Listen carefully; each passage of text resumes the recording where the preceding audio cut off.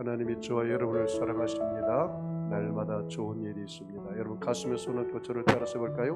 하나님과 함께하면 모든 것이 합력하여 선이 됩니다. 예수님과 함께하면 나의 미래는 찬란합니다. 성령님과 함께하면 나는 매일매일 모든 면에서 좋아지고 있습니다.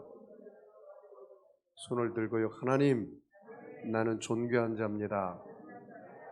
성도야, 너는 존귀한 자다. 사탄아, 나는 존귀한 자다. 예수 이름으로 명하노니 물러가라, 물러가라, 물러가라. 여러분은 존귀한 자처럼 생각하고 존귀한 자처럼 꿈꾸고 존귀한 자처럼 믿고 존귀한 자처럼 말하고 존귀한 자처럼 행동하면 모두 다 어떤 사람이 돼요?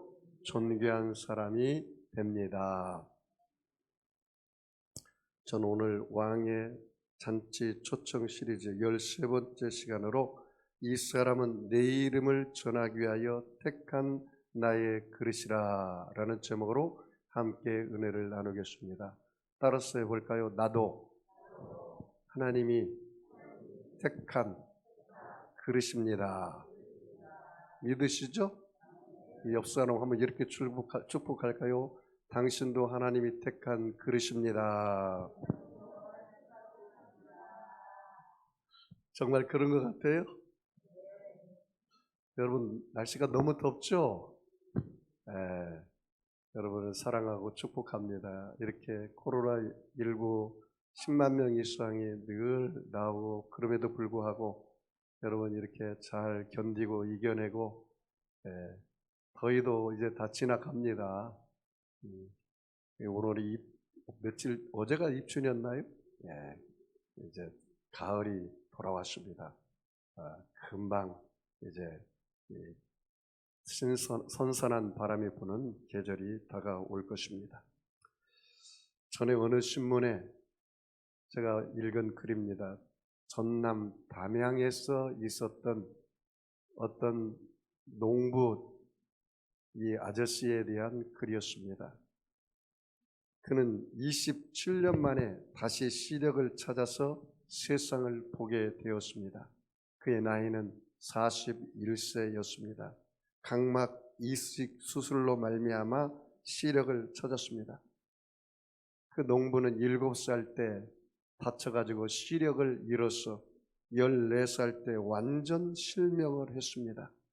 그리고 27년이 지난 후에 각막 이식 수술을 해서 눈을 뜨게 된 이야기입니다. 수술 직후 한 줄기 빛이 오른쪽 눈으로 들어오는 순간 그의 시야에 처음으로 포착된 것은 그의 아내의 얼굴이었습니다. 결혼하고 한 번도 아내의 얼굴을 보지 못했는데 14살에 시력을 잃었으니까 그 아내의 얼굴이 보이고 그리고 세 아들의 얼굴이 한눈에 보이기 시작했습니다. 얼마나 감격이 벅차 올랐겠습니까? 내 마누라 얼굴도 모르고 결혼했는데 내가 낳은 자식들 그 세 아들의 얼굴도 보지도 못했는데 그 세 아들의 얼굴을 보고 마누라 얼굴을 보니까 마음이 얼마나 벅차고 벅찼겠습니까? 그래서 연발해서 그의 입에서 나온 이야기가 고아, 참으로 곱다, 고아 그랬다는 거예요.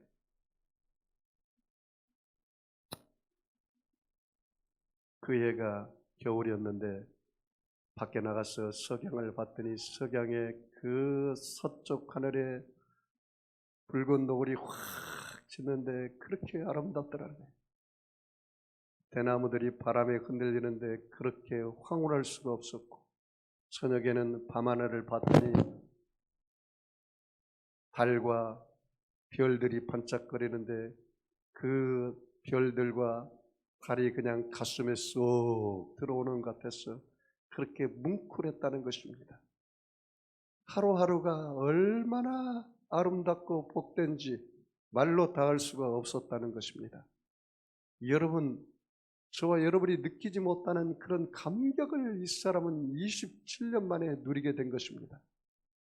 여러분이 매일매일 하루하루를 감격 가운데 살지 못하는 사람들이 참으로 많이 있는데 여러분이 볼 수 있는 것 감사하시기 바랍니다. 여러분이 맛을 느낄 수 있는 것 감사하시고, 여러분이 어느 누군가 내 옆에 있는 그 자체가 얼마나 감사한지 말로 다할 수가 없는 것입니다. 오늘 여러분 성경에 보면은 시력을 잃었다, 시력을 찾은 이 사울의 이야기입니다. 사울의 이야기. 이 본문에 보면은 다시 보게 되었다라는 말을 여러 차례 합니다. 12절에 보면은 다시 보게 하는 것을 보았느니라. 17절에 보면은 너로 다시 보게 하신다. 18절에 보면은 다시 보게 된지라 라고 말합니다. 우리 19절 말씀을 다 같이 한번 읽어볼까요? 19절 같이 읽습니다. 시작. 즉시 사울의 눈에서 비늘 같은 것이 벗어져 다시 보게 된지라 일어나 세례를 받고.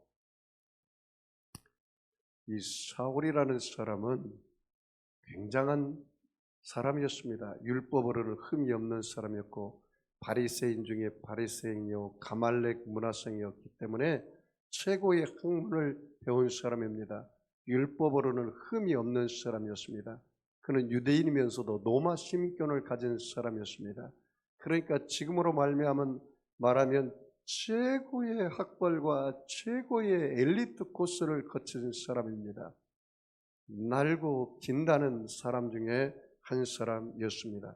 그런데 그가 대제사장들에게 예수 믿는 사람들을 잡으러 가는 그 징표를 받아가지고 다메섹으로 가는 그 길 도상에서 바로 부활하신 예수님을 만났는데 얼마나 강렬한 빛이 그 사울에게 비쳤는지 그 사울이 눈이 멀어버리고 말았습니다.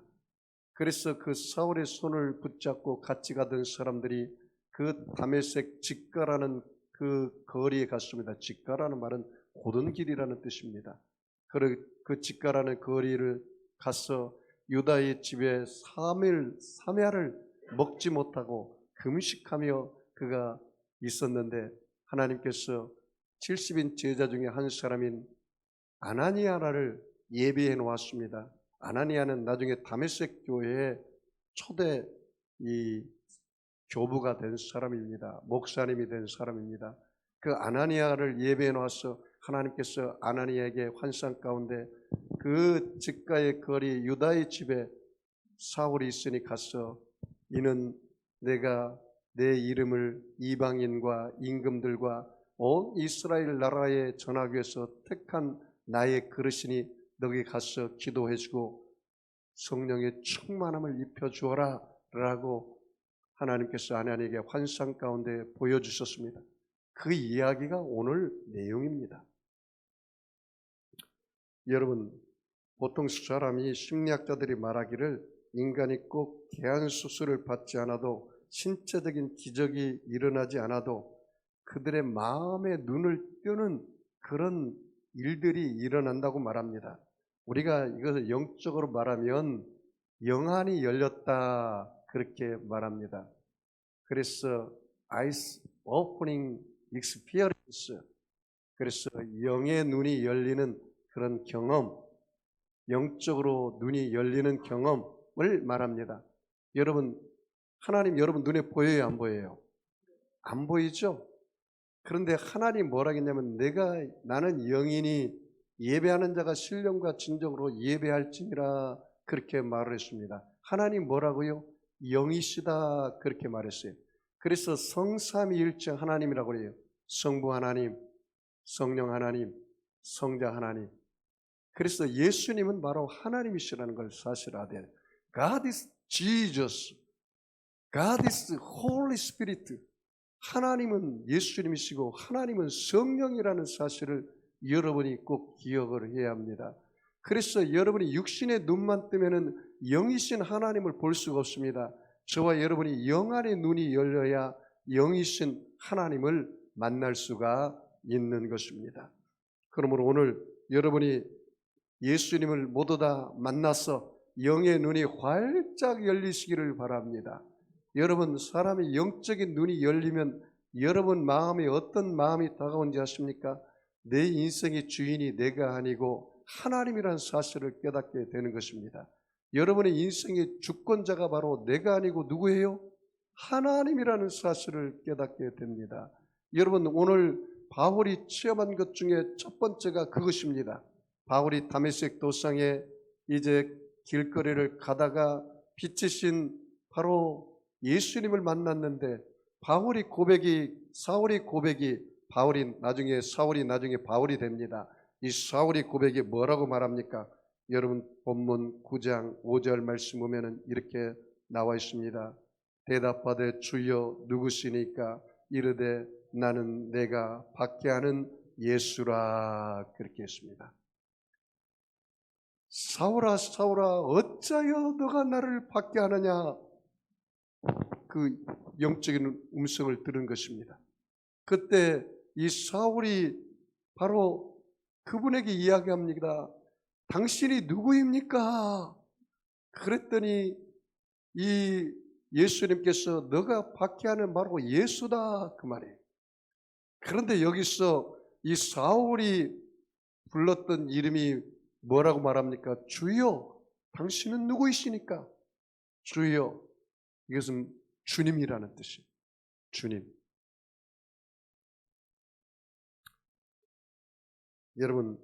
여러분의 인생의 주인이 여러분입니까? 아니면 하나님이십니까? 예수님이십니까? 세상 사람들은 자기 인생을 자기가 주인이라고 말합니다. 윌리엄 어네스트 헨리라는 사람이 있었습니다. 영국 시인이며 저널리스트이고 철학자인데 그가 이런 말을 했습니다. I am the master of my fate. I am the captain of my soul. 이 말이 무슨 말입니까? 나는 내 인생의 운명의 주인이다 그 말입니다. 내 인생의 주인은 바로 나다라는 사실입니다. 세상 사람들은 그렇게 말합니다. 이것을 바로 인간 휴머니즘이라고 말합니다. 인본주의라고 말합니다. 세상 사람들은 내 주먹을 믿어라 그렇게 말합니다. 내 인생의 주인이 나다 그렇게 말합니다. 여러분이 만약에 예수 믿으면서도 아직도 내 인생의 주인이 나라고 고백하는 사람은 그 사람은 죄인입니다. 여러분이 영적인 눈이 열려지지 않았기 때문에 내 인생의 주인을 나라고 고백하는 겁니다. 그럼 목사님, 예수님이 하나님이 내 인생의 무엇입니까? 내 인생의 주인이 하나님이시라는 사실, 예수님이라는 사실이 여러분 오늘 그걸 고백할 수가 있습니까? 그런데 영적인 눈이 열리지 않으면 결코 그렇게 고백할 수 없어요. 예를 들어서 여러분이 세상 사람들에게 길거리에 나가서 하나님이 당신의 아버지입니까? 그러면 미쳤다고 얘기해요. 무슨 소리를 하냐고. 하나님이 내 아버지가 아니라고 이야기합니다.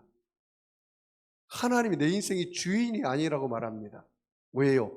하나님을 만나지 못했기 때문에, 예수님을 만나지 못했기 때문에 그렇게 세상 사람들은 그렇게 말을 하는 것입니다. 여러분이 내 인생에 내가 주인이 되어서 나를 자랑할 것 같으면 사도 바울만큼 자랑할 말 사람도 없을 거예요. 그 당시 말할 때 여러분 빌립보서 3장 5절에 사도 바울은 그렇게 말합니다. 내가 내 자신의 인생을 자랑할 것 같으면 나는 8일 만에 할례를 받고 이스라엘의 족속이요 베냐민 지파요 히브리인 중에 히브리인이요 율법으로는 바리새인이요 율법으로는 흠이 없는 자라고 이야기했습니다. 여러분도 예수 믿기 전에 내 스펙을 자랑할 게 굉장히 많은 사람도 있을 거예요. 내 인생에 내가 주인이라고 생각하니까.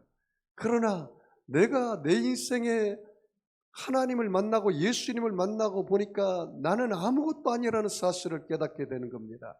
바울이 예수님을 만나고 나니까 내가 세상에 배웠던 모든 스펙, 지식은 배설물과 같다. 내가 예수를 아는 지식이 가장 고상하다. 나는 이제 내가 자랑할 것은 나를 자랑할 것은 없고 나는 오직 예수와 함께 십자가에서 못을 받고 내 안에 예수의 생명만 자랑한다. 나는 예수님이 내 안에 흔적만 나는 자랑한다. 그렇게 고백을 했어요. 여러분도 정말로 그렇습니까? 여러분이 자랑할 것이 뭐가 있습니까? 여러분이 육신의 정욕, 안목의 정욕, 이생의 자랑이 바로 세상으로부터 온 죄라는 사실을 압니까?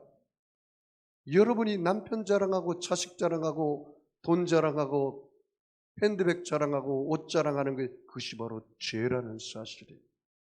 이생의 자랑이 바로 죄라는 사실입니다. 여러분, 사도 바울 같으면 자기 신념도 믿을만 합니다. 자기 철학이나 자기 도덕적 그런 정결함도 믿을만 합니다. 그 자랑할 게 많이 있죠. 그런데 여러분이 정말 예수님을 만나면 나는 정말 죄인 중에 죄인이요, 나는 정말 죄인의 개수라는 사실을 알아요. 나는 하나님 은혜가 없이는 살 수 없다는 사람이라는 것을 깨달으면 여러분은 예수님만 자랑하게 되는 것입니다. 내가 가지고 있는 것은 나는 예수님 흔적밖에 없다. 그렇게 고백하는 인생이 되기를 주의 이름으로 축복합니다. 여러분, 예수가 진정한 인생의 주인이심을 알고 여러분이 눈을 뜨셨습니까? 그렇다면 여러분의 인생은 회심을 체험한 것입니다. 아직도 내 추억을 믿어라. 아직도 내 인생 내 마음대로 살겠다가 그렇게 고백하는 사람은 여러분은 진정한 예수님을 만나지 못한 사람들인 것입니다. 두 번째 우리가 생각해 볼 것은 영적인 눈이 뜨는 사람들은 내 인생에 내가 주인이 아니고 예수님이 내 인생의 주인이요 하나님이 내 인생의 주인이므로 하나님의 주권이 세워진 사람들이고, 두 번째는 영적인 눈이 열린 사람들은 자기 사명을 깨닫는 사람입니다. 여러분, 내가 오늘 예수 믿고 내 사명이 무엇인 줄 알고 사는 사람은 오늘 죽어도 여한이 없어요. 내가 예수 믿고 내 사명이 아는 사람이라면 그 사명을 이루는데 빠름과 느림은 그다지 중요하지 않습니다. 여러분이 내 사명이 무엇인지 모르고 사는 사람들, 내가 왜 살아야 하는지 모르는 사람들은 인생의 허무와 무의미 가운데 살아요. 그렇기 때문에 삶이 규모가 없어요. 그런데 내가 내 사명을 발견하면 내가 왜 살았는지 알기 때문에 그것이 빠르든 느리든 그 하나님의 섭리와 계획 속에 맡기기 때문에 그렇게 사람이 초조하지도 않아요. 그래서 여러분, 내가 사명을 발견했다면 그 일이 조금 더딜지라도 염려할 필요 없어요. 왜냐하면 하나님의 섭리와 계획 가운데 간다면 그 느림이 결코 느림이 아닙니다. 여러분의 삶이 하나님께서 여건이 주어져서 그 삶이 빨리 진행돼서 잘 됐다고 해서 그것이 너무 여러분이 교만할 필요도 없어요. 내가 예를 들어서 교회를 개척해서 이제 2년 7개월이 되고 있는데 교회가 빨리 부흥된다고 해서 기뻐할 것도 아니고 교회가 천천히 부흥된다고 해서 낙심할 것도 없어요. 하나님 여건과 환경과 물질을 주고 성도를 보내줘서 빨리 부흥되는 것도 하나님의 주권이고 늦게 부흥되는 것도 하나님의 주권이라고 믿는다면 그렇게 초조하거나 염려하고 낙심할 필요가 없다는 거예요. 여러분의 인생도 마찬가지. 코로나로 말미암아 목사님, 내가 사업을 열었는데 이렇게 힘든 시간은 내가 너무 처음입니다. 어떻게 하면 좋겠습니까? 그 느림이 결코 느림이 아닙니다. 그 느리는 시간에 준비하면 되는 것입니다. 천천히 준비해도 돼요.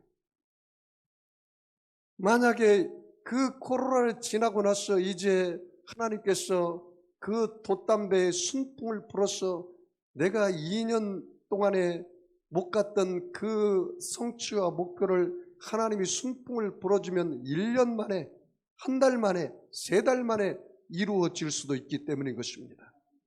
여러분, 결코 여러분이 중요한 것은 내 인생의 주권자를 발견하고 그리고 내 사명이 무엇인지 발견하는 것이 중요해요. 그 시간이 여러분이 인생을 살아가는 삶과 의미를 찾는 시간이에요. 늦었다고 생각할 필요 없어요. 그걸 발견한다면 그때부터 행복한 거예요. 나는 오늘 죽어도 후회함이 없는 거예요. 내가 인생의 사명을 발견하지 못하고 어떻게 살아야 할지, 어떤 삶이 의미 있는 삶인지, 어떤 삶이 보람 있는 삶인지를 모르고 사는 것이 문제인 거예요. 여러분이 사명을 발견하고 산다면 하나님께서는 여러분의 삶을 인도하시고 보호해 주실 줄 믿습니다. 오늘 사도 바울 얘기를 한번 볼까요? 여러분 10절, 11절 같이 읽어보겠습니다. 같이 읽습니다. 시작. 그때에 다메섹에 아나니아라는 사람의 제자가 있더니 주께서 환상 중에 불러 이르시되 아나니아야 하시거늘 대답하되 주여 내가 여기 있나이다 하니 다메섹에 누가 있었어요? 아나니아라는 사람. 이 다메섹 교회 첫 이 감독이 된 사람이 바로 아나니아입니다. 그런데 여러분 아나니아에게도 사명이 있었어요. 사울이라는 사람을 만나서 축복할 사명이 아나니아에게 있었어요. 그런데 그 사명이 있는 사람은 누가 인도합니까? 하나님이 인도한다는 사실이에요. 사명이 없는 사람은 하나님이 인도하잖아요. 내가 어떤 하나님의 사명을 찾았다면 하나님이 나를 인도할 때 그 길은 하나님의 기쁨이 돼요. 여러분 그러므로 두려워하거나 염려하거나 낙심할 필요가 없어요. 거기 보십시오. 그때 다메섹에 아나니아라는 제자가 있더니 주께서 뭐라고요? 환상이라는 단어에 줄쳐볼까요? 환상 중에 불러 이르시되 뭘로 인도했습니까? 환상으로 인도했어요. 환상으로. 여러분 예수 믿는 사람들은 세상 사람들이 보지 못하는 환상도 보는 거예요. 그것이 황당무계한 것이 아닙니다. 성경에 나와 있어요. 환상으로 인도하고 사도 바울을 나중에 하나님께서 사명을 주고 나서 사도 바울의 일생을 인도할 때 보니까 환상으로 인도하고 꿈으로 인도하고 말씀으로 인도하는 것을 볼 수가 있습니다. 성령으로 인도하는 것을. 여기 보니까 아나니아에도 환상으로 인도했습니다. 아나니아야 하시거늘 대답하되 주여 내가 여기 있나이다. 여러분 하나님 말씀하면 여러분 그렇게 이야기하십시오. 하나님 제가 여기 있습니다. 말씀해 주세요. 주여 내가 듣겠나이다. 저에게 말씀해 주세요. 그러므로 여러분 기도는요 주시옵소서를 기도를 잘하는 게 아니야. 잘하는 것이 아닙니다. 그 무슨 기도를 해야 합니까? 묻는 기도를 하세요. 주여 저에게 뭘 말씀하기를 원하십니까? 주님 이런 환경 속에서 제가 어떻게 하기를 원하십니까? 물어보세요. 여러분의 인생의 주인이 하나님이시라면 주여 내가 이 사업을 해야 하는데 어떻게 하기를 원하십니까? 주여 내가 이 계획이 있는데 어떻게 하기를 원하십니까? 주여 내 딸의 인생을 주님 어떻게 하기를 원하십니까? 내 인생의 주인이 주님이라면 당연히 물어봐야죠. 그 주님의 인도를 받아야죠. 그래서 아나니아도 그 환상 중에 물어봤습니다. 주여 저게 무엇 하기를 원하십니까? 그때 뭐라고 말합니까? 11절 같이 읽습니다. 시작. 주께서 이르시되 일어나 직가라 하는 거리로 가서 유다의 집에서 다섯 사람 사울이라 하는 사람을 찾으라. 그가 기도하는 중이라. 누가 말씀하십니까? 주님이 말씀하세요. 여러분 묻지 않기 때문에 주님 말씀하시지 않는 거예요. 여러분이 인생의 주인이 하나님 것을 이제는 알았다면 철저하게 묻는 기도를 하세요. 주여 내 자식을 어떻게 키우기를 원하십니까? 주여 내 남편이 앞으로 어느 길을 가기를 원하십니까? 주여 제가 어떤 기도를 하기를 원하십니까? 여러분 이기적인 기도, 여러분의 욕심의 기도를 하지 말고 하나님이 원하시는 기도를 하시오. 주여 나의 원대로 마옵시고 아버지 원대로 되기를 원하나이다. 그 기도를 해보세요. 주님이 인도하실 겁니다. 그랬더니 하나님께서 사울아 그 직가라는 거기에 가면은 고든 길인데 유다의 집에 사울이라는 사람이 거기서 3일 동안 앞을 보지 못하고 기도하는 중이다. 그렇게 말을 해요. 자, 11절 같이 읽을까요? 그가 아나니아라는 사람이 12절이요. 그가 아나니아라는 사람이 들어와서 자기에게 안수하여 다시 보게 하는 것을 보았느니라 하시거늘. 야, 보세요. 하나님은 나에게만 응답하시는 것이 아니라 상대방에게도 동일하게 역사를 해요. 내가 어느 남자를 만나기 위해서, 내가 어느 여자를 만나기 위해서, 배필을 위해서 기도하는데 나만 응답받은 것은 그건 짝사랑의 기도예요. 그러면 어떻게 됩니까? 나도 응답받지만 상대방도 반드시 응답받게 되어 있어요. 상대방도.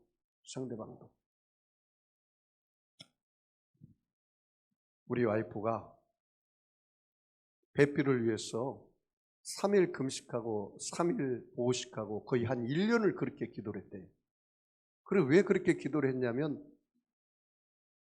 주의 종을 만나기 위해서 사모가 되겠다고. 근데 그 당시에 제가 대형교회 여의도 순복음교회에 들어가려고 준비를 했는데 그 해에 여의도 순복음교회 50년 역사상 전도사를 안 뽑는 해가 있었어요. 그래서 제가 저 성남에 있는 성남 순복음교회를 시험 봐가지고 들어갔습니다.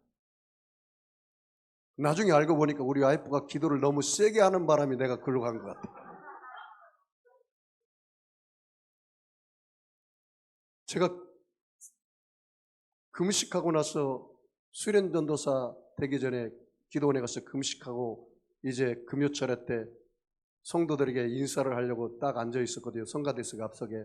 그때 우리 한 12명 전도사가 됐는데 봤더니 예배가 시작되었는데 어느 자매님이 저 뒤에서 오는데 굉장히 내 눈에 들어와요. 그래서 내가 그래서 금식하고 내가 지금 첫 예배를 드리는데 이 정욕의 마귀 사탄아 물러가라. 사탄아 물러가라 그랬어요. 그런데 내 눈에는 어느새 그 자매님을 따라서 이렇게 움직이기 시작해요. 그 자매님이 앉은 자리에 딱 고정이 돼가지고 그날 목사님 무슨 말씀을 하는지 귀에는 하나도 안 들어오고 그 자매님만 그냥 보다가 끝났어요. 그런데 나중에 주일 예배 드리려고 가봤더니 성가대석에서 그 자매님이 찬양을 하더라고요. 그래서 제가 그 11시 예배만 꼭 들어가서 예배를 드렸습니다. 그 자매님 얼굴을 보려고. 그런데 제가 이제 교육연구소 전도사였는데 성경학교에 성경을 가르치는 그 전도사였는데 나중에 보니까 그 자매님 옆에 있는 사람이 성경학교 학생으로 왔어요. 그래서 제가 하루는 불렀습니다. 저희 연구실에 잠깐 오시겠어요? 그래서 왔더라고요. 그래서 자매님이 성경 공부를 참 열심히 하는데 자매님이 참 믿음이 대단합니다. 자매님 같은 자매님 있으면 한 사람 소개해 주십시오. 그래서 내가 나는 전도사인데 앞으로 장가를 가야 하는데 그래서 내가 내 속으로는 그 옆에 있는 자매님을 두고 이야기한 거였어요. 그랬더니 그 자매님 하는 말이 전도사님 혹시 제 옆에 있는 자매 두고 말한 거 아니에요? 그러더라고요. 내가 얼마나 순진한지 아십니까? 그걸 어떻게 하셨습니까?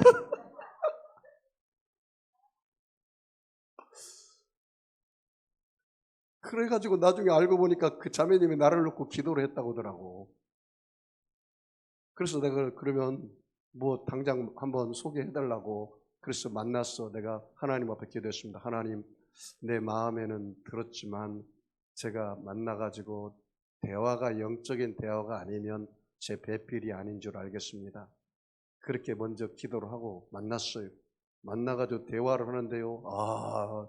영적인 대화가 되고요. 또 일반적인 대화도 되고요. 나보다 한 수 높더라고, 영적으로.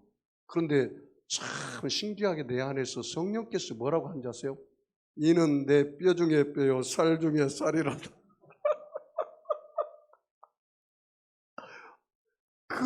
그 하나님 음성을 주더라고요. 그래서 하나님 나에게 준 배필인가 보다. 그래서 하나님이 중매를 했어요. 그래서 나중에 약혼 씨하고 결혼한 게 바로 저희 와이프입니다. 그래서 나는 우리 와이프를 나의 천사라고 생각합니다. 별로 여러분 아멘 안 하는 거 보니까 아닌 것 같아요. 자, 하나님의 인도하심을 에스더가 이야기하는 거예요. 하나님의 인도하심은 참 놀라운 거예요. 참 기가 막힌 거예요. 근데 꿈엔들 생각했겠습니까? 그 여의도에서 신앙생활하던 내가 저 시골 성남에 가서 내 와이프를 만날 줄 어떻게 알았겠습니까? 그런데 우리 와이프가 워낙 기도를 세게 하는 바람에 제가 글로 가게 된 거예요. 응? 이 아나니아가 지금 그 집가에서 사울에게 가서 축복 기도를 하라는 거예요. 그런데 동일하게 역사예요. 사울도 아나니아가 와서 자기에게 안수함으로 자기가 보게 된다는 음성을 들은 것입니다. 자, 우리 13절, 14절 같이 읽겠습니다. 아나니아가 대답하되 주여 이 사람에 대하여 내가 여러 사람에게 듣사온즉 그가 예루살렘에서 주의 성도에게 적지 않은 해를 끼쳤다 하더니 여기서도 주의 이름을 부르는 모든 사람을 결박할 고난을 대제사장들에게 받았나이다 하거늘. 여러분 보세요. 이 아나니아도 인간적인 편견이 있었어요. 하나님, 내가 이 사울이라는 사람의 이야기를 들어보니까 이 사람은 아주 나쁜 사람이던데요. 예수 믿는 사람들을 잡아다가 죽이는 이런 앞잡이인데 내가 그 사람에 가서 하나님 축복기도 할 이유가 뭐가 있겠습니까?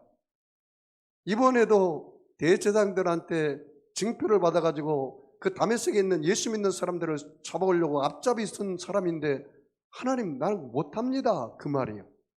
그런데 이 아나니아가 하나님 음성을 듣고 그 인간적인 편견을 내려놓은 거예요. 하나님 뭐라고 말씀하신지 아세요?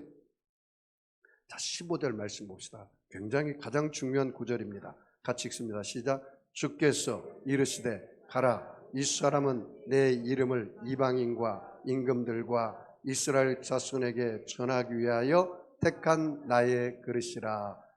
야, 이 말씀을 듣고 아나니아가 녹아져 버렸어요. 야, 아나니아야, 그 사람은 내 이름을 전하기 위하여 이방인과 임금들과 이스라엘 자손들에게 내 이름을 전하기 위하여 택한 나의 그릇이다. 이게 바로 바울의 사명이에요. 바울은 유대인들에게만 복음을 전하는 게 아니라 이방인들에게도 복음을 전하는 사명을 하나님이 주었다는 거예요. 여러분, 오늘 여러분도 하나님이 여러분을 택한 뭐래요? 그릇이라는 거예요. 따라서 해볼까요? 나도 하나님이 택한 그릇입니다. 왜요? 하나님의 이름을 전하기 위해서, 하나님의 이름을 전하기 위해서, 예수 이름의 이름을 전하기 위해서. 여러분이 이 사명을 발견하고 하루를 살아도 그렇게 기쁘고 좋은 거예요. 이 사명을 발견했다면 내가 오늘 하루 밥 먹고 살아가도 죽어도 여한이 없어. 그게 행복이라. 내가 왜 살아야 하느냐? 내가 무엇 때문에 살아야 하느냐? 내가 세상에 밥만 먹기 위해서 사는 게 아니라는 거예요. 내가 출세하고 명예와 권력만 얻기 위해서 사는 게 아니라는 거예요. 내가 왜 살아야 하느냐? 밥 한 끼 더 먹으려고 여러분은 사는 인생이 아니라는 거예요. 여러분 하루에도 34명이 코로나로 죽어요. 통계에 의하면 한 달에 1000명이 자살하는데 그걸 하루로 나누니까 하루에 35명이 자살해서 죽어요. 사고로 하루도 수십 명이 죽어요. 오래 사는 게 중요한 게 아니에요. 내가 왜 살아야 하는지 알고 사는 거. 하루를 살아도 그게 행복이라. 그게 행복이라.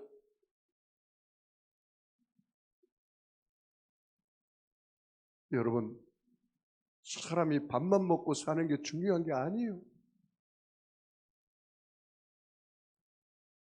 바울이 뭘 하겠습니까? 오직 그가 나의 가는 길을 아시나니 나를 단련하시고 그리고 내 생명을 복음 전하는데 조금 더 아깝지 않다. 그렇게 이야기했어요. 바울은 그것을 발견한 것입니다. 그것이 바로 하나님께서 이 바울을 택한 나의 그릇이라 그렇게 말한 거예요.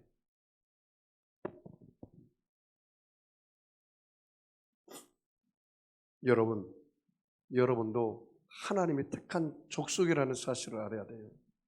베드로전서 2장 9절에 내가 너희는 택하신 족속이요 왕같은 제사장이요 거룩한 나라요 그의 소유된 백성이 되었다는 거예요. 하나님이 나를 택한 사람이에요. 그리고 하나님이 나를 사랑하고 있어요. 그리고 하나님 나를 인도하고 있어요. 나는 그런 사람이야. 굉장히 소중한 사람이야. 이 세상에 어느 누구도 바꿀 수 없어요. 여러분은 너무너무 귀중한 사람이에요. 여러분이 자존감이 있어야 돼요. 여러분의 생명은 세상 어떤 것과도 바꿀 수 없는 사람들이에요.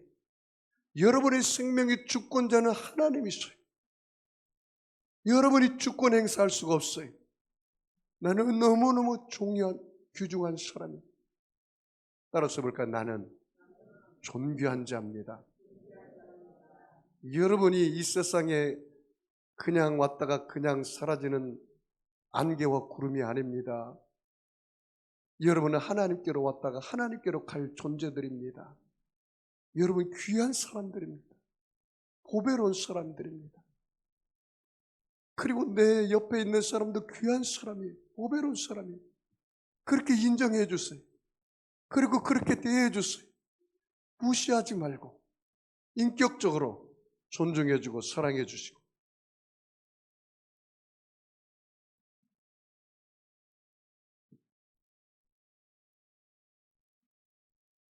바울이 그렇게 고백한 것입니다. 일어나 너의 발로 서라. 내가 내게 나타난 것은 곧 내가 나를 본 것과 장차 내게 나타날 일과 너로 종과 증인을 삼으리라. 자, 마지막으로 우리가 생각해 볼 것이 있습니다. 여러분 16절부터 19절까지 같이 읽어보겠습니다. 같이 읽습니다. 시작. 그가 내 이름을 위하여 얼마나 고난을 받아야 할 것을 내가 그에게 보이리라 하시니 아나니아가 떠나 그 집에 들어가서 그에게 안수하여 이르되 형제 사울아 주 곧 내가 오는 길에서 나타나셨던 예수께서 나를 보내어 너로 다시 보게 하시고 성령으로 충만하게 하신다 하니 즉시 사울의 눈에서 비늘 같은 것이 벗어져 다시 보게 된지라. 일어나 세례를 받고 음식을 먹으며 강건하여 지니라. 사울이 다메섹에 있는 제자들과 함께 며칠을 있을새. 여기 아나니아가 축복해서 그 사울의 눈에서 비늘이 벗겨지고 그 사울이 다시 육신의 눈이 열리고 영안의 눈이 열렸습니다. 뭐라게 말합니까? 너로 다시 보게 하시고. 누가요? 예수께서 나를 보내어 너로 다시 보게 하시기. 중요한 말입니다. 예수께서 나를 보내어 너로 다시 보게 하시고 성령으로 충만하게 하신다. 여러분 아나니아의 경건이나 능력으로 안수해서 이 사울이 눈이 열린 겁니까? 아니에요. 주의 종은 도구에 불과해요. 김영수 목사가 능력이 있어서 여러분 기도해서 여러분이 병이 고침받는 게 아니에요. 나는 도구에 불과해요. 나는 통로에 불과해요. 그러나 통로가 막히면 안 돼요. 통로가 거룩해야 돼요. 능력은 거룩이 능력이라.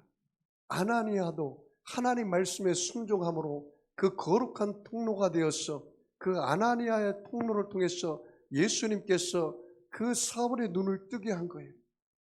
여러분 하나님을 여러분 믿으시죠? 그러면 예수님을 통해서 여러분 예수 이름으로 기도하면 귀신도 떠나가고 병도 고침받고 문제도 해결되고 하나님 역사도 일어나는 것입니다. 그 예수 이름의 권세로 말미암아 그렇게 되는 거예요. 이 아나니아의 기도를 통해서 예수님께서 아나니아를 도구를 삼아서 사울의 눈을 뜨게 하셨다는 사실입니다.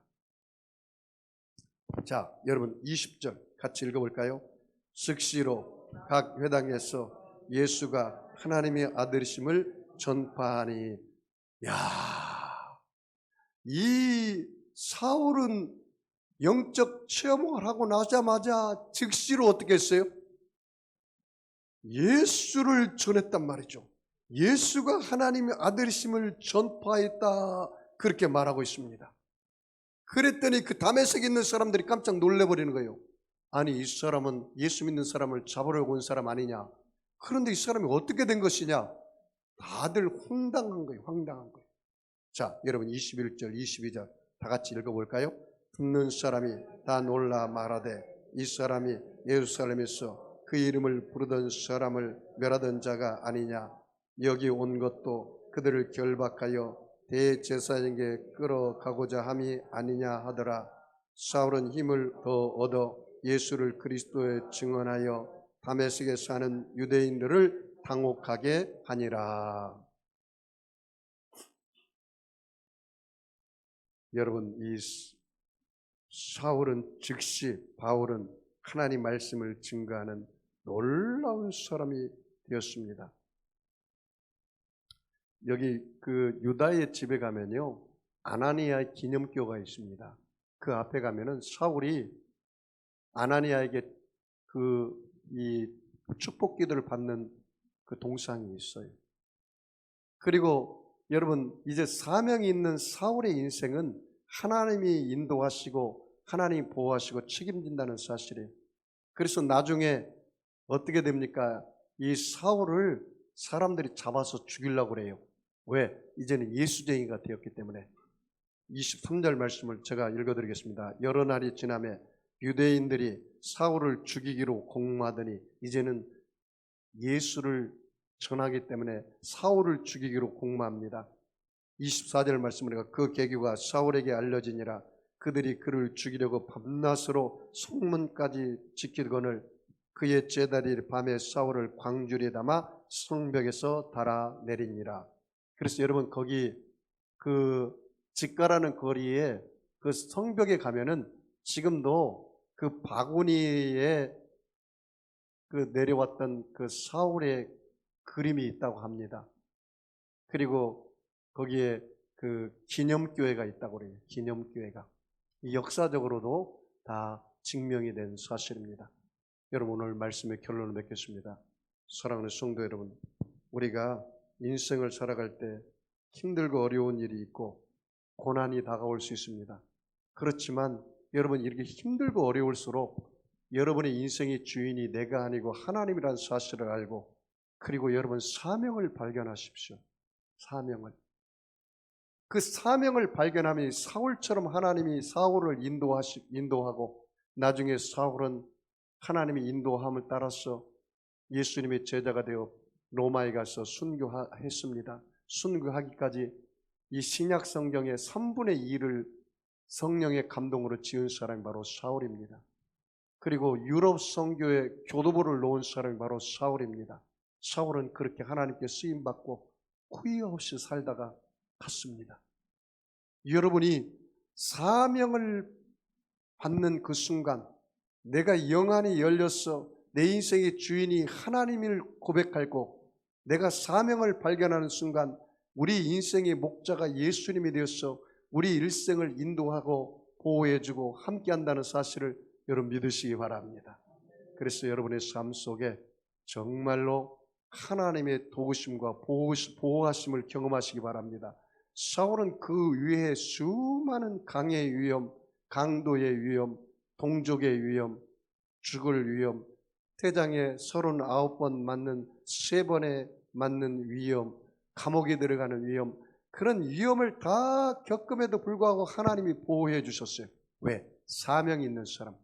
여러분, 사명을 가지고 살면 예수 그리스도의 십자가 보혈의 능력을 통해서 우리 죄 허물이 떠나가고 여러분의 삶 속에서 모든 저주에서 보호해 주시고 질병에서 보호해 주시고 문제에서 보호해 주시고 사망에서 보호해 주셔서 여러분의 삶 속에 하나님의 은혜와 역사가 일어날 줄 믿습니다. 우리 다 같이 성찬에 참여하기 위해서 우리 통성으로 기도하겠습니다. 할렐루야. 전능하신 하나님 감사합니다.